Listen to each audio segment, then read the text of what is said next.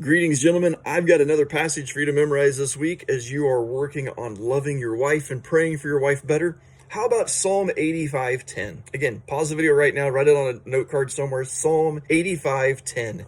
Mercy and truth meet, righteousness and peace greet each other with a kiss. Faithfulness springs up from the ground, and righteousness looks down from the sky. All right, guys, so here's what this really means. This Bible scripture about love is an illustrative conglomeration of all the positive characteristics that should be central to any strong marriage. That is love, faithfulness, righteousness, peace. It's a recipe for a long marriage. This is a great passage to memorize and work on. Mercy, truth, righteousness, peace. These four spiritual characteristics characterize the atmosphere of the future kingdom of Christ. We will relate to each other in perfect harmony and will saturate kingdom life. Go look at verse 13 if you don't believe me. Righteousness will go before him and shall make his footsteps our pathway. Men, are you walking in the pathway of Christ, exhibiting these four spiritual characteristics in your family and with your wife? Righteousness, peace, mercy, truth. So one of my favorite Bible translations is the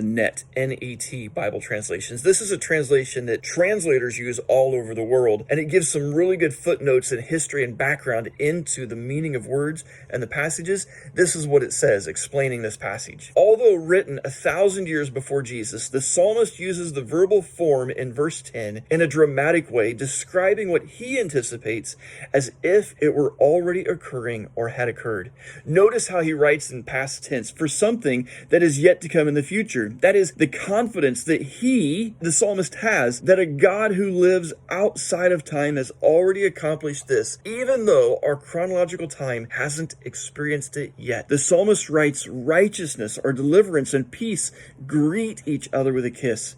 He personifies these abstract qualities to emphasize that God's loyal love and faithfulness will yield deliverance and peace for his people. The psalmist already sees undeniable signs that God's faithfulness and expects deliverance from the bondage of sin to arrive soon. Men, God has given you an amazing marriage. He is determined before time that your marriage would be overflowing with righteousness, love, peace, and truth. And even if you haven't experienced it yet, believe it is God's plan for your life and walk in such a way as to bring that into fruition. It is God's plan for your life. Listen, I'm not trying to tell you fake it until you make it, but what I really hope you'll hear is this. If you were on a football team and the coach was saying, practice and play like you're state champs, that's a wildly different way of practicing than just going through the motions. Men, you are the quarterback, the leader on this team.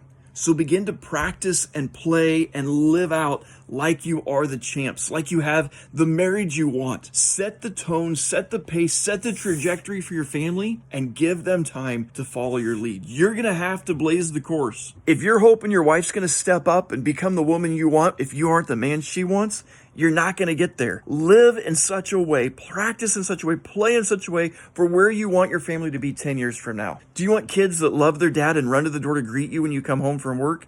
Then get on the ground and play with them. Do you want a wife that is passionate about you and looks out for your best interests? Then love her well today. Begin to live like you are the leader of the best marriage in the state, that you have the best kids, the best wife, you're married to the love of your life. Begin to live in that way and look for opportunities to celebrate them all today. Because when mercy and truth meet, righteousness and peace will greet one another with a kiss. Faithfulness will spring up from the ground, and righteousness will look down from the sky. That is God's plan for your marriage and your family. Meditate on that this week. Read it every day and see if the Lord doesn't show you some way to apply it to your life and your family. I love you, men. Happy prayer and fasting this week.